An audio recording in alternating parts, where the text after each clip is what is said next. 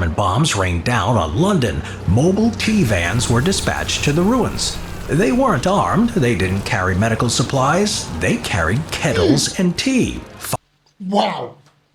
This is crazy! I never knew it's that serious.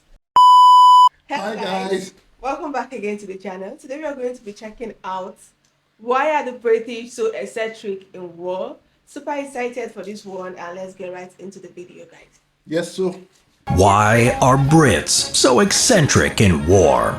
War, it's supposed to be grim, disciplined, and deadly serious. But leave it to the British to bring a bit of oddball charm to the battlefield. Whether it's making tea under fire, charging tanks with umbrellas, or playing the bagpipes in a POW camp, British troops have long blended courage with eccentricity in ways that often leave the rest of the world baffled. These quirks weren't just... Sorry. They are making tea. Tea time? You know the British does not make the tea time. I've seen a couple of videos. They still do tea time in war. In the battlefront, not in the battle back. Who playing bagpipes and all? It's either they are made of steel balls. And I think they are. The Brits are actually fearless people. And the funny thing is that they don't actually look how fearless they are. Yeah, they just use it as a casual Yes, thing. if only in the Brits, a train station will be bombed today and tomorrow people are still there. Okay. Just for show, they were sometimes bizarre, sometimes brilliant, and always unmistakably British. Tea time waits for no one. Perhaps the most famous British idiosyncrasy was the national obsession with tea. Conflict, destruction, or imminent death, none of it would come between a Brit and a good cuppa. During the Blitz, as German bombs rained down on London, mobile tea vans were dispatched to the ruins.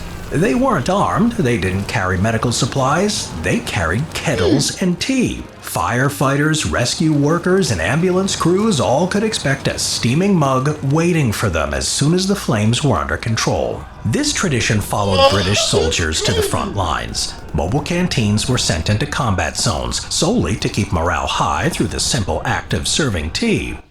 Wow! This is crazy! I never knew it's that serious. I didn't know it's that serious.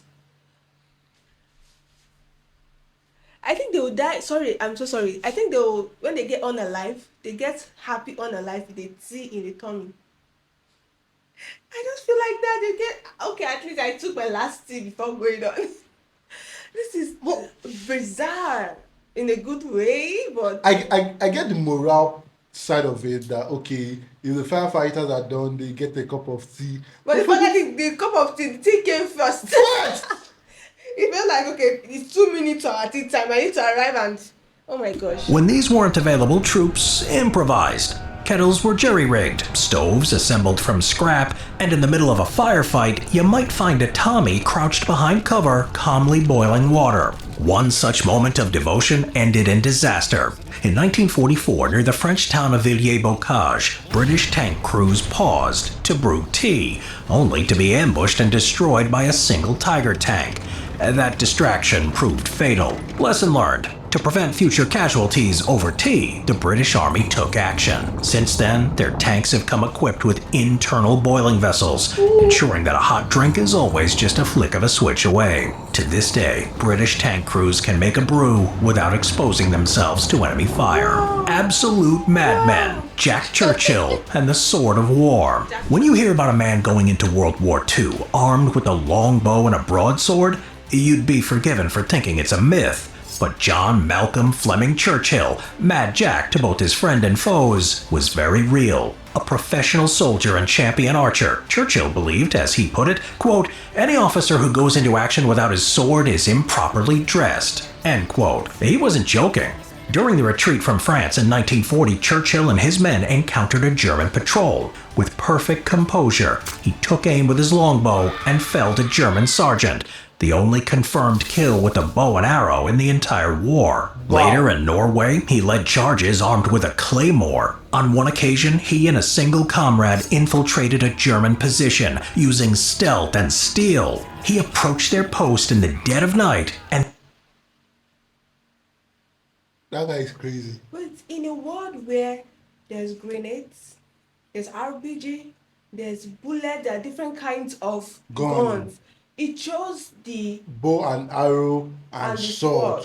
And at the same time, it gained victory. He actually occupied some territory using that. I'm shocked. It was God by his side. Because before you even leave Definitely. the sword, Definitely. the bullet is already raining on you. Wow.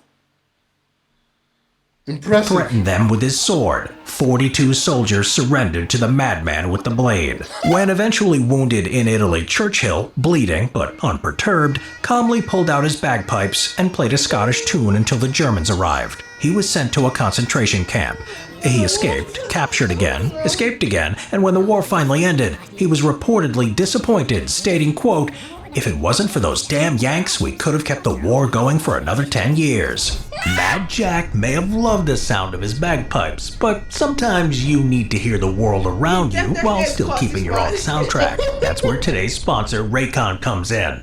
Raycon's essential Raycon, yeah. open earbuds are designed to keep your ears Please open go check them while still out. delivering crystal Definitely clear check sound. them. The open ear design means you can stay aware of what's happening around you, Yeah. whether it's traffic, co-workers, or the distant rumble of artillery, best. without giving up your music or podcast quality. Personally, I use them on the battlefield. They're comfortable, they don't weigh me down, and the open design means I can still hear the orders being shouted around me while tuning into the soundtrack that keeps me focused. And with 36 hours of battery life between the earbuds and the case, they'll last you through long campaigns. Raycon quality rivals the big premium audio brands, but at half the price. So if you want comfort, awareness, and great audio all in one, click the link in the description or go to buyraycon.com/simplehistoryopen to get 20% off site-wide. That's buyraycon.com/simplehistoryopen. Brought to you by Raycon, the Umbrella Commando.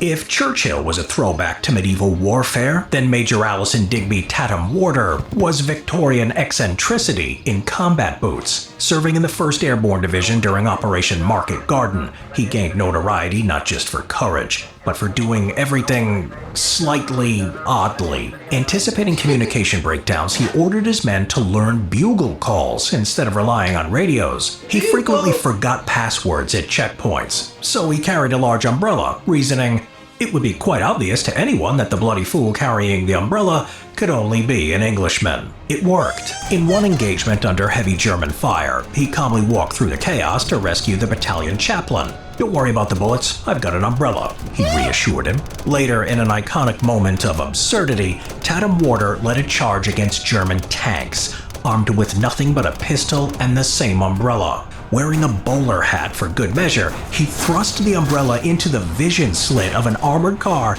injuring the driver and disabling the vehicle. Let it be recorded, a British officer once took out an armored car with rain gear. The Chindits, oddballs behind enemy lines. While eccentricity makes for great stories, sometimes it's a prerequisite for survival. In Japanese-occupied Burma, the jungle proved just as dangerous as the enemy. Conventional tactics failed. Enter Brigadier Ord Wingate and Mad Mike Calvert, two unorthodox commanders with an even more unorthodox plan to create long-range air-supplied commando units that would harass Japanese forces far behind enemy lines. Their recruits were a special breed. Men who were either incredibly brave or slightly unhinged. One was a demolition expert from the Black Watch, another a Rhodesian hangman. One reportedly ate cigarettes rather than smoked them. Observers referred to them as odds and sods, including several lunatics and deserters. They were known as the Chindits, a corrupted pronunciation of the Burmese word for lion. Operating in brutal conditions, they built strongholds deep in enemy territory and launched constant raids. When ammunition ran low, they fought hand-to-hand. Stories abound of Japanese troops being killed with rifle butts, helmets, or captured swords. One sergeant is said to have wrestled a katana from a Japanese officer and used it to kill him. Calvert himself once drowned an enemy soldier with his bare hands. The Chindits earned 4 Victoria Crosses, dozens of Distinguished Service Orders, and hundreds of individual decorations. They were feral, fearless, and effective. Proof that in certain wars, Sanity is optional. Weaponized humor. Trolling the Third Reich. Sanity is optional. British That one is crazy. But you guys, these guys have been Oh, doing things yeah. oddly. Some of them have been doing things oddly, and it has been coming out Yeah. victorious. Wow. humor is infamous, dry, ironic, and often absurd. And yeah, they used it against the Nazis. At some point during the war, the Germans constructed an elaborate fake airfield, complete with wooden hangars, oil tanks, and even mock aircraft. It was an obvious decoy, designed to trick the Allies into wasting bombs on worthless targets. The British knew it was fake almost immediately, but rather than destroy it, they let the Germans keep building. Once the ruse was complete, an RAF bomber flew over and dropped a single bomb. Wooden, of course. Painted on the sides were the words, "Wood for wood." Whether this tale is entirely true is debatable. Some historians argue it's apocryphal. Hey, your faces, yo. It's a wood for wood. British people are so eccentric. No. This is Oh my God, this is too much. And the funny thing is, these are the ones recorded. Wood for wood. They have human. Even the battlefield there is human. Oh. Imagine the dude running for his life only to come back. Wood for wood. Why did you allow us waste all this time? Oh my God. But eyewitnesses, RAF veterans, and even Luftwaffe personnel have insisted it did happen. And frankly, even if it didn't, it should have. Because dropping a fake bomb on a fake airfield is exactly the kind of psychological warfare only the British would consider worth the fuel. Still singing as the ship sinks. Still singing. Why? This blend of absurdity and defiance didn't end with World War II. In 1982, during the Falklands War, the Royal Navy's HMS Sheffield was struck by an Exocet missile. As the ship burned and began to sink, her crew stood on deck awaiting evacuation. The situation was grim. Smoke thick, water's cold, lives at risk. What did the sailors do? They broke into song.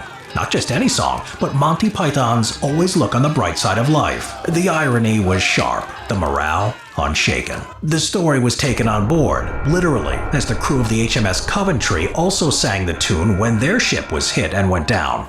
Apparently, it was a moment that perfectly captured the British wartime spirit, gallows humor wrapped in stoic composure. Conclusion: madness as a method. From swords and umbrellas to teacups and wooden bombs, British eccentricity in wartime wasn't mere showmanship. It was an identity, a national trait weaponized into morale, mischief, and mayhem. When faced with overwhelming odds, some armies double down on discipline. The British? They'll make tea, charge tanks with walking sticks, and whistle a tune as the bombs fall. And somehow, against all reason, it often works. Because when war turns the world upside down, a little madness might be the sanest thing of all. Yeah. When war turned the world upside down, a little madness would be the sanest thing. That hits. Oh my God. I love this.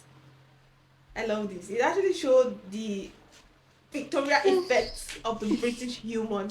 Even back in the days, the British people are very full of humor. Very. Visibly humor that any race, anybody could. The fact that they Literally said wood understand. for wood. Yes, that's It crazy. took me out. That's crazy. Like, Like, you literally know we are building wood. Why did you just inform us to know already? come on, you're making us waste wood.